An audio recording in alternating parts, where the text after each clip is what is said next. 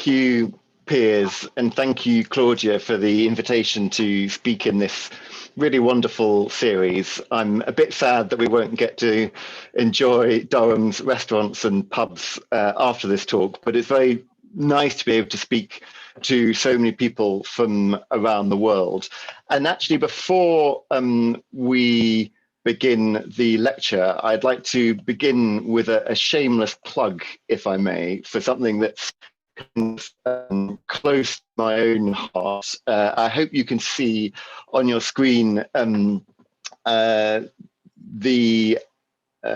publicity for the Juan Facundo Riaño Essay Medal, which is awarded by Artes each year for an essay on a art historical subject, Hispanic art historical subject, widely defined. And the deadline for that is the 1st of March. The aim of that really is to kind of promote the study of Hispanic art history in the UK. So there has to be a connection. Those applying have to either be studying in the UK or have some kind of connection. But if you or your students or anyone you know might be interested in this, do please encourage them to go to the Artes website where they can find all the details. And as I say, the deadline for that is the 1st of March, so there's still a little bit of time to send something in. But I'm going to stop there and turn to my lecture for tonight, which, as Piers says, really comes out of research for a book that I'm working on that will broadly survey the architecture and architectural discourses in the Iberian Peninsula between the 12th and the 15th centuries. Although in this talk, I'm going to extend into the 16th century and in fact begin with what will be a familiar image to many of you, El Greco's great view and plan of Toledo from 1608, which amongst other things offers two striking images of Toledo, one as seen from the ground,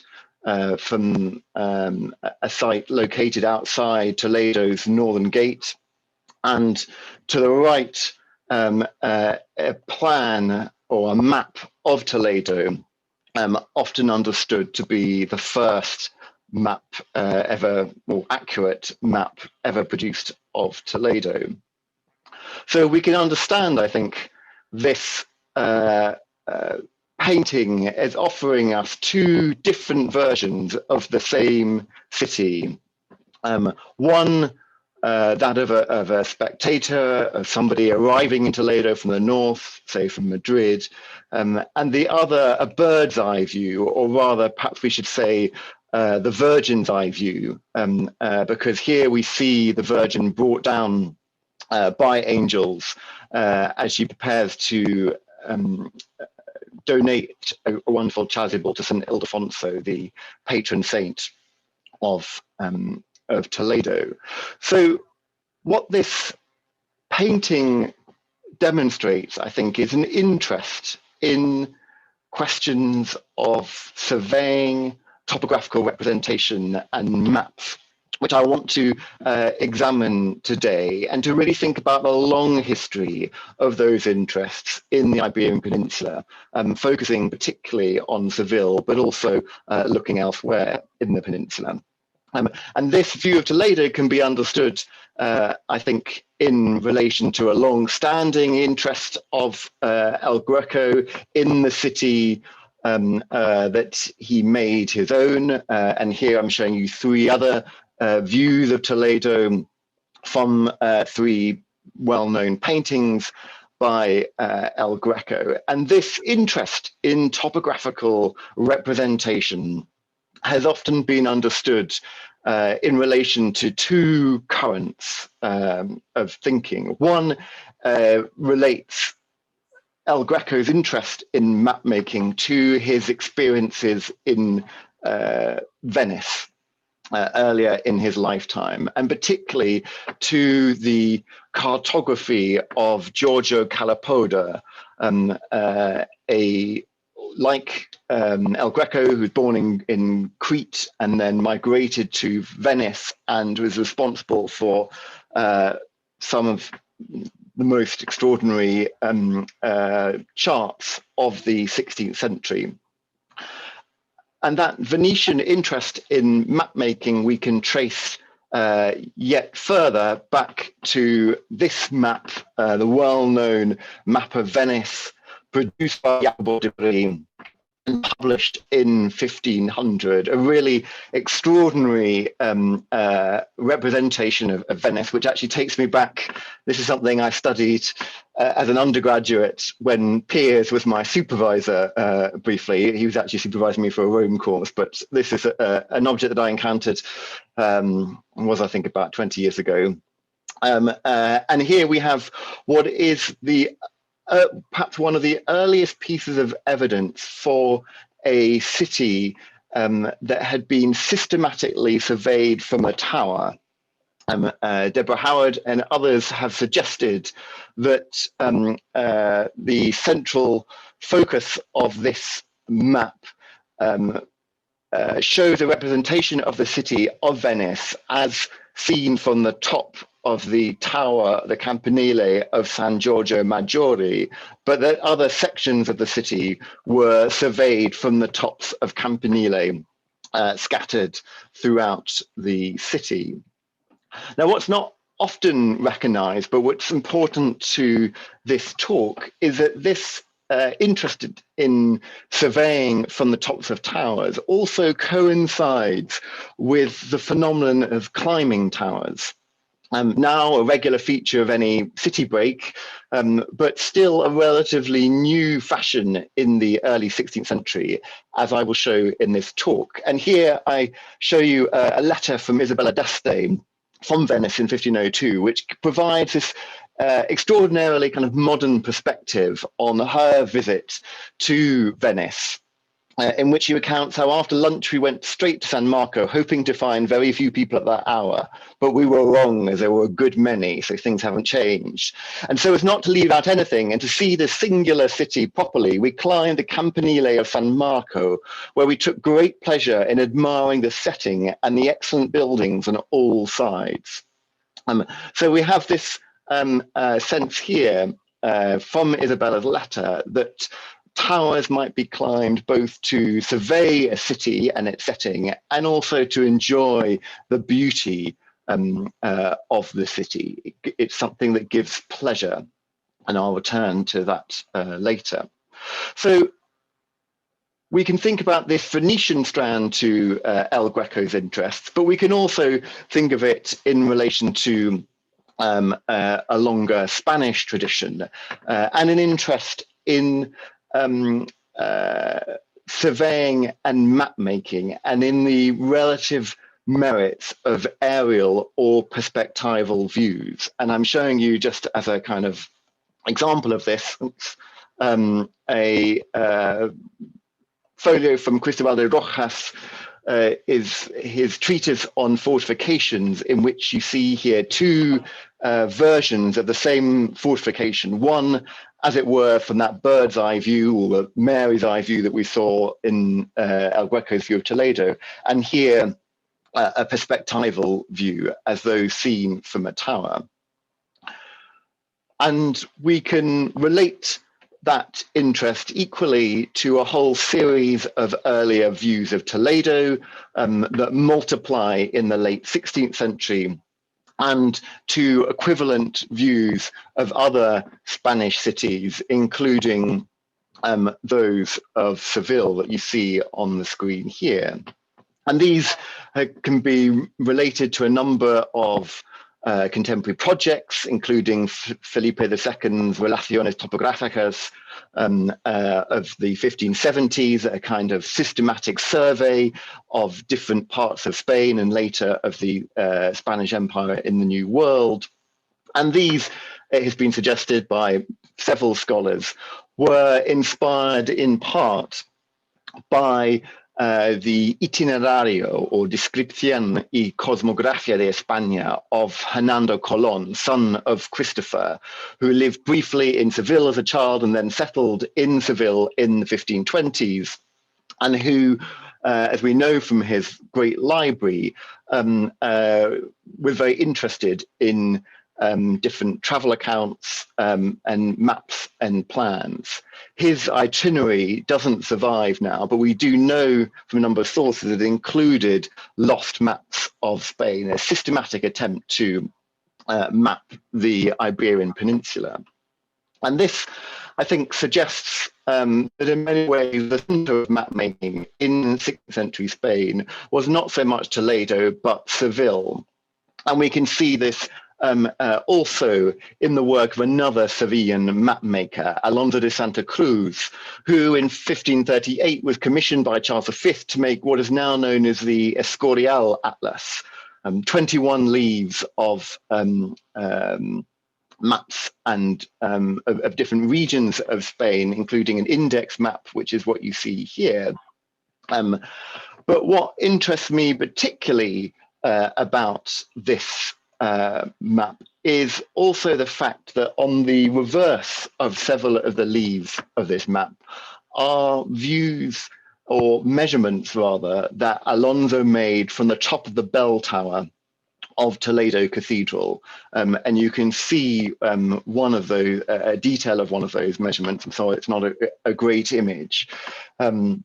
But we know that he was in Toledo with the royal court in the late 1530s, early 1540s, which is when he made these series of observations from the top of the tower.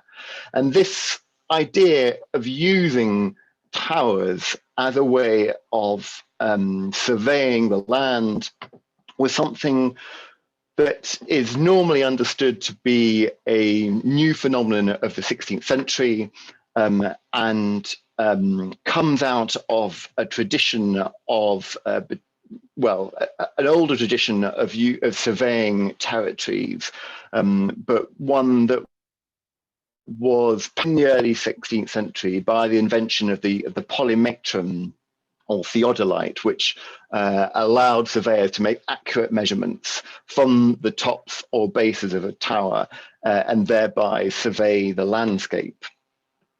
Prior to the 16th century, from what we know, this kind of scientific measurement or quasi-scientific measurement was generally made from ground level. However, what I want to do in this talk now is actually consider a prehistory to this phenomenon. This is traditionally understood by Renaissance historians and historians of cartography as fundamentally a 16th century phenomenon. But what I want to suggest is that it has a much older tradition and one that's particularly strong in Seville itself. And one way of thinking about this is to look at the tradition of travelers to Seville, who, just like Isabella d'Este, enjoy the opportunity to climb up the Giralda, the converted minaret of Seville's great Almohad Mosque, and survey the city. By the 17th century, this idea of climbing a tower in a city had become very standard. A view of a city's prospect was a kind of routine element of a city visit. But we can trace this tradition in Seville much earlier. So, for instance, in 1526, Andrea Navaguero climbed Seville's Giralda and in fact compared it favorably with the experience of climbing the Campanile of San Marco in Venice. And we also have an account from around 1517 by a merchant from Milan who tells us he climbed the Giralda, as well as towers in Paris, Rouen, Amiens, Antwerp, and Cordoba.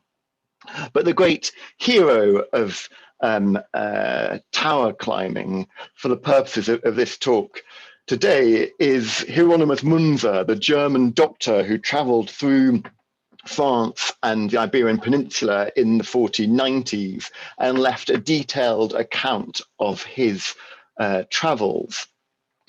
And here I give you his account of climbing the Giralda in November 1494.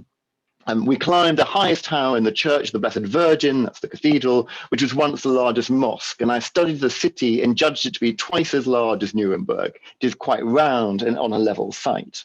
Now, this is perhaps not a particularly kind of fascinating account of Seville at this date. And I'm illustrating it here with one of Jean Laurent's wonderful early photographs of Seville from the top of the Giralda.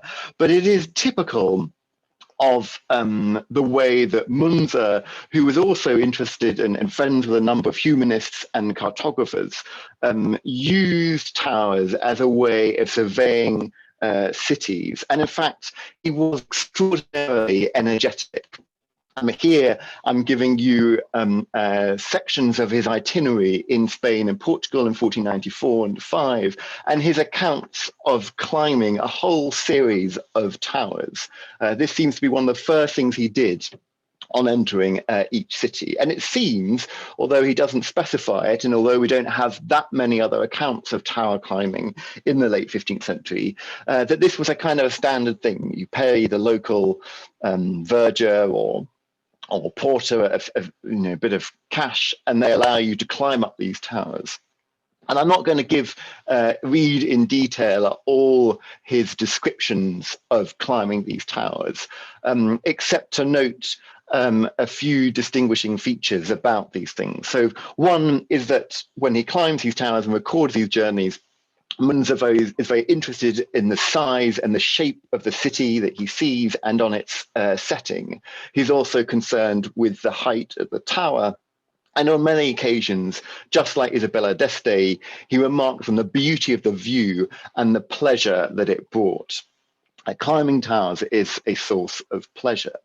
So here we have in the 1490s, in Munzer's account, this kind of explosion of evidence for tower climbing in the Iberian Peninsula, although, as we'll also see, elsewhere in France and Northern Europe as well. But we can connect this, in fact, with a much older tradition of climbing towers, and specifically climbing the Giralda. So, for example, we have evidence from the late 14th century that the Giralda was used as a watchtower, with a small number of men permanently stationed there who looked out towards the frontier with Granada and used it as a kind of a watchtower. Connected to a whole series of other watchtowers between Seville and the borders with Nasrid, Granada, so that they could give advance warning of any raids or invasions. And we can connect this late 14th century evidence, or evidence from the late 14th century onwards, with other sources from medieval Spain that suggest this tradition of climbing high places in order to survey the land, and what W.J.T. Mitchell referred to as the imperial gaze, because as we know from Foucault and others, to survey is the same or is connected to the idea of a survey, and both of them are implicated in systems of power. So here's King James I of Aragon in his autobiographical Book of Deeds, who recounts how he contemplated his imminent conquest of Hativa in circa 1240. And he says he went to the top of that peaked hill and we saw the most beautiful huerta that we'd ever seen. And there were more than 200 terraces in the huerta, the most beautiful that one could find, so noble and so beautiful. And we felt great joy and great happiness in our hearts. So this is the heart of a conqueror who's enjoys this view, no longer quite so beautiful today, as he contemplates the lands that he is about to conquer.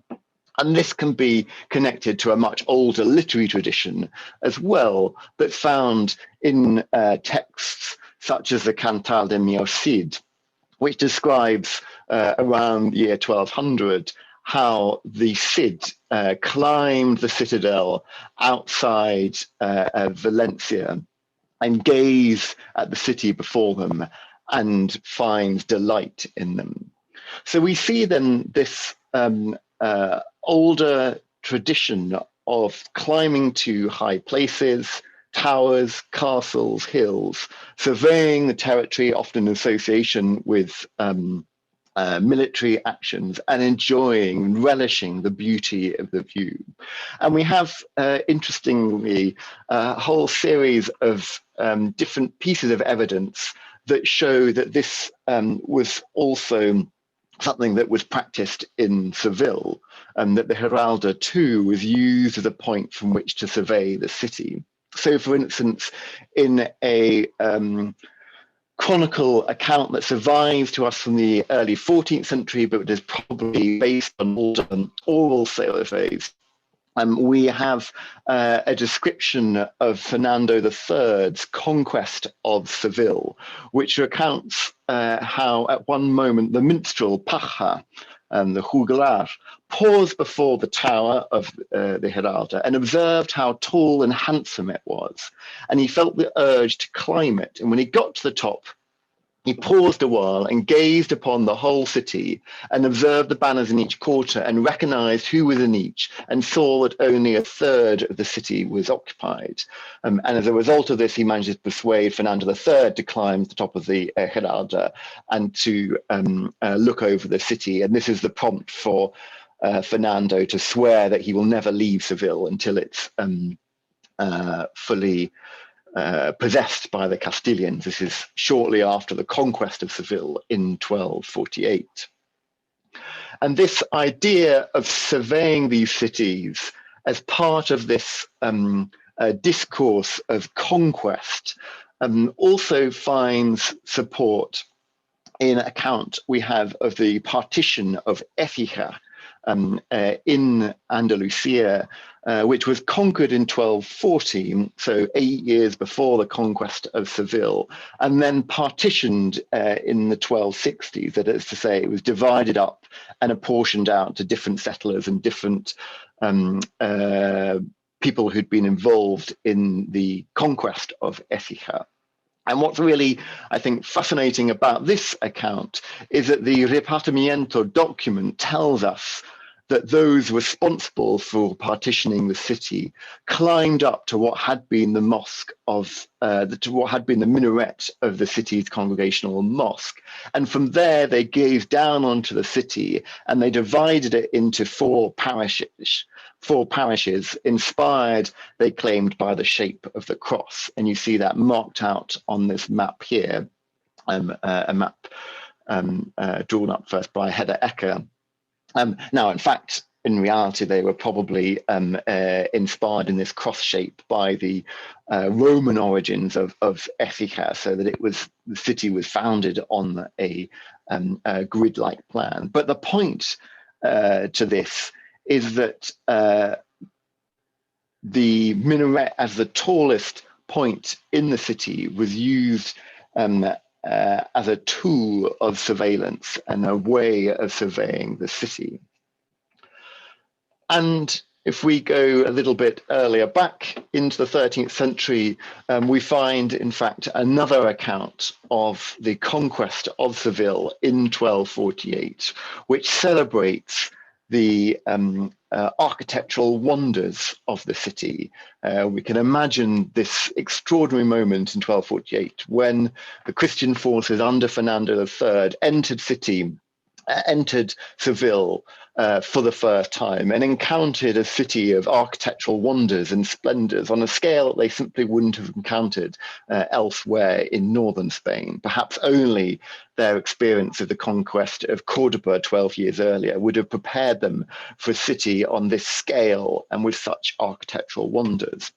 And the anonymous author of the Historia de España, the history of Spain commissioned by Alfonso X in this period, gives us a brief kind of panegyric on the city of Seville, in which he offers this passage in which he admires the great minaret of the Almohad Mosque, later converted into the bell tower of the cathedral and known to us today as the Giralda.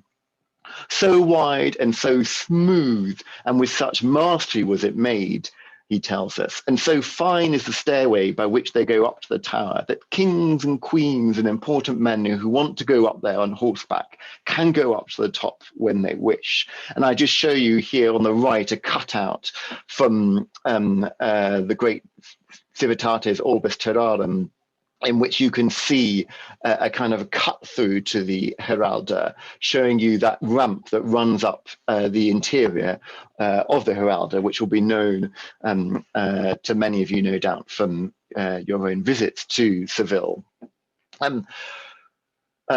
The same Historia de España, incidentally, describes Dido's tower in Carthage, and describes how the fact that it's an important city to be seen from it. We see here this mingling of literary tropes, as we've seen from the poem of the Cid, but also a kind of practical experience of surveying, but also in this description, I think, something that comes close to the kind of modern tourist experience, that these kings and queens and important men who go up there on horseback do so because they enjoy something of the novelty of climbing these towers, or as Michel de Certeau wrote about it in relation to Manhattan, the pleasures of escaping from the city below and gazing on it at a new and kind of magically miniaturized scale. So what is it about Seville's Giralda in particular that attracted these early tourists and these early accounts of its ascent? Well, one feature of it is its remarkable size. Jonathan Bloom has calculated that originally it must have risen to approximately 80 meters, which would have made it by quite significant margins the tallest structure in the Iberian Peninsula when it was first built in the 1190s, and still in the 1240s when Seville was conquered. And in fact, it was one of the largest, the tallest structures in Europe and the Mediterranean in 1248 when Seville was conquered. The only structures that were taller than this at this date were the towers of Tournai Cathedral, complete by about 1171, possibly the wooden spire on the top of Old St. Paul's. We don't have precise measurements for that, but we can make various calculations that it was probably about 120 meters high, and the lighthouse at Alexandria. And again, this doesn't survive, but we have a number of quite precise descriptions of it, many of them from Arabic travelers who climbed this tower and described their experience. So this is a kind of a longer history of climbing these heroic towers. And the one building that I haven't got on here, but which was also climbed by tourists in the Middle Ages, was the Great Pyramid, which absolutely dwarfs any of these other structures. But thinking about that tradition of Arabic travelers, it's worth noting that our sources are evidence for the fact that the Giralda was climbed at an early date, and for, if you like, reasons of novelty or pleasure, are also supported by early Arabic sources, and particularly the extraordinary account of Ibn Sahib al-Salah writing in Seville around 1200, who offers us an eyewitness account of the construction of Seville's Almohad Mosque and of its great minaret, which he lauds because of its enormous size. And here in this image, I just show you Antonio Almagro's diagram of different minarets in Spain and North Africa. You can see here that ultimately the Giralda was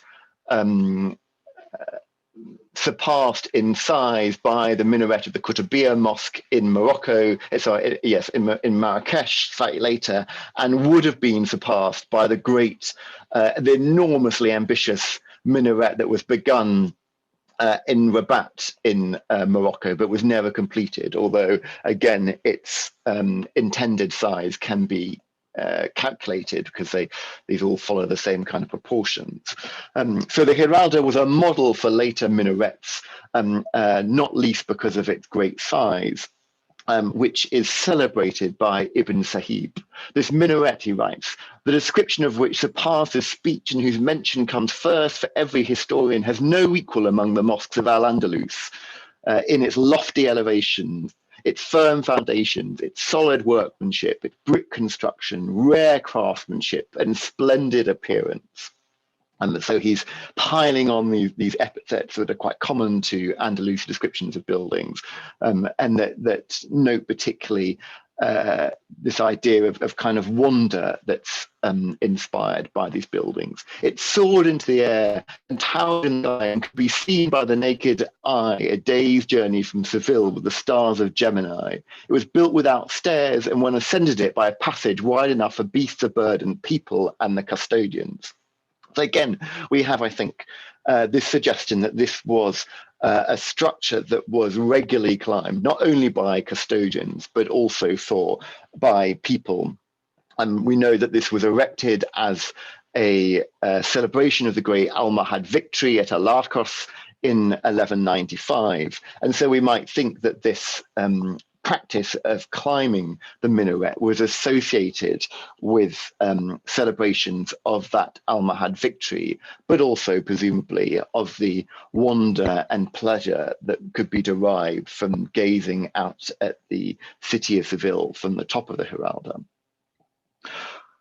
So what I've done there is attempt to trace a kind of a long history of surveying and map making that extends from El Greco back through the 16th century and back into the Middle Ages to at least the late 12th century. What I want to do now in the final few minutes of this talk is to think a little bit about the artistic consequences of this phenomenon, both for Seville and more widely. If we return to El Greco's extraordinary painting, we can think about it within a longer artistic tradition of heavenly views of cities that can be traced back through the 16th century and back to the likes of Enguerrand de Croatan in the 15th century, or something like Albrecht Dürer's Nemesis of 1501 to 2, which includes this wonderful vision of a alpine valley, which a number of scholars have tried to connect to particular valleys in the Alps. This is a view presumably inspired by Dürer's trips to Venice and his experience of the Alps. Whether it does show a real valley or not is kind of immaterial to our purposes, but it's clear that he's taken note of the kind of miniaturization that takes place when a tower or a mountain is climbed. And in fact, Dürer himself was rather keen on climbing towers. We know from his letters, for instance, that in 1521 he climbed a tower in Ghent, and that earlier he'd paid one stever to go up the tower at Antwerp, which he was told by a local guide was higher than the tower of Strasbourg Cathedral. And indeed, in his treatise on measurement of 1525, he advises that towers, quote, should be erected in the most suitable spot of a city and placed in the middle of a market square so that the entire city can be seen from it, and it can serve as a guidepost to strangers, no matter which street they may find themselves in. So here we find an echo of Ibn Sahib's account of the fact that the Giralda could be seen from far in the distance by travelers approaching Seville. So what this interest of Dürer's draws attention to, I think, is a kind of parallel tradition of climbing towers in Northern Europe and especially in Flanders. And we can see this again in a number of early 16th century traveller accounts, notably that of Antonio de Beatis, who in 1517, 1518 recorded that he climbed towers at Strasbourg, Ghent and Milan. And in the same period, that anonymous merchant from Milan who climbed the towers at Seville also recorded that he climbed towers in Cordoba, Paris, Rouen, Amiens, and Antwerp. And here it's worth adding that Hieronymus Munzer, whose heroic tower climbing we saw in the Iberian Peninsula in the 1490s, also recorded that he climbed towers in Toulouse, Poitiers, Tours, Orléans, Paris, Amiens, Arras, Lille, Bruges, Ghent, Antwerp, Mechlin, and Cologne. So we see this widespread phenomenon of climbing towers. And in fact, we can trace that tradition back into earlier in the 15th century, particularly in Northern Europe. So, for instance, in 1465, Leo von Rosenthal and his paintings climbed the Tower Hall in Brussels, from where we could overlook the whole city, they tell us. And 3 years later, they climbed the Tower of Wiener Neustadt in modern-day Austria.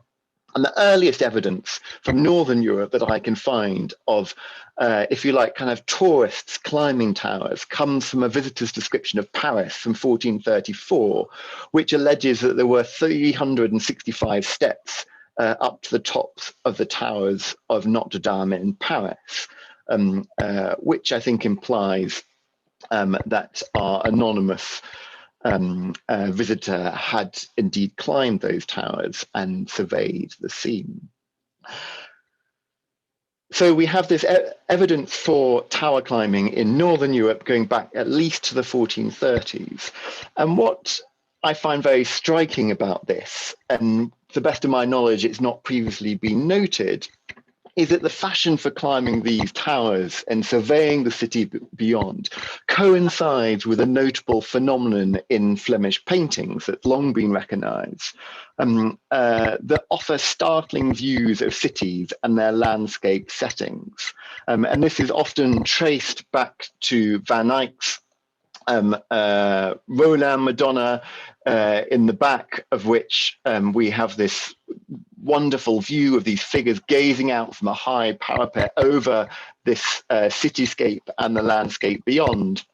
But we also see it in a number of followers of Van Eyck.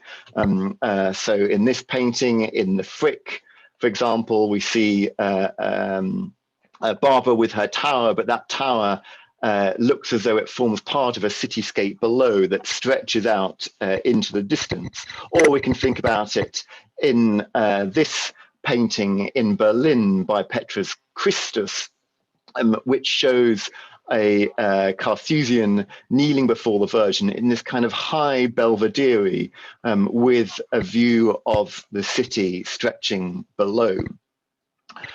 Now, there are a number of points to remark on this, but for the purposes of this paper and this series, I want to also note that there's a Spanish connection to these views. And here I'm showing you I'm about to show you two details from these paintings by Van Eyck and his workshop, which remind us that Van Eyck had in fact traveled to Spain and Portugal in the 1420s, first on an embassy to ask the hand of Isabella, daughter of the King of Portugal. And then in 1429, he went on pilgrimage to Santiago, and we know he also visited the Castilian court of Juan II. And here I just show you two details from those Eyckian paintings, which perhaps are suggestive of the fact that Van Eyck was familiar with aspects of Iberian visual culture, this kind of talasea, this inlaid woodwork throne on which the Virgin sits in the Roland Madonna, and this tile work from that Eyckian painting I showed previously. And it's also worth noting that Van Eyck and his followers, we know, their paintings were owned by Spanish patrons. So Juan II of Castile owned the Miraflores triptych of Roger van der Weyden, for example. And we know that Van Eyck's Fountain of Life was at the El Paral monastery by 1459 at the latest. So there was a kind of Spanish connection to these paintings and to these views down over the cityscape. And these, I think, we can link in one respect to, again, a well-established tradition of belvederes in the Iberian Peninsula, one that's found both in northern Spain, in Navarre, for instance, in this belvedere in the Palace of Ulute, or indeed in Nasrid, Granada, in something like this Mirador, where the inscriptions here talk about the Sultan standing and gazing out over the city like a pupil in an eye. And in fact, some of these connections have led at least one art historian to suggest that the Rola Madonna demonstrates knowledge of the Alhambra, that I travelled south on his trips to Spain in the 1420s. I don't think I find that completely unlikely. But this does, I think, draw attention to this connection between the architecture, the landscape, and cityscapes. And we might think of this in connection of a number of Aikian paintings in Spain, either by followers of Van Eyck, as in this Virgin Child from Covarrubias, which has as well a nice view down onto a rather Flemish-looking cityscape, or indeed Luis Dalmau's Virgin of the Councillors in Barcelona, which has this view out over a city. So what I want to conclude with is really the suggestion that this interest in cityscapes and landscapes, many of them glimpse from a high window or belvedere, is not simply a kind of Aikian conceit that was followed by a kind of pictorial device, if you like, that was followed by artists who followed in Van Eyck's footsteps. That this owes something to the tradition of climbing towers and surveying cities, perhaps. I don't wish to suggest any kind of causal or contingent relationship, but I think that this practice of climbing towers perhaps can be related to a kind of a new self-consciousness about the city and its setting. And I finish then just with three images from Seville, which certainly do not show the city in any sense as viewed from the Giralda. And in fact, most of our views of Seville from the 16th century show it from the opposite banks of the river.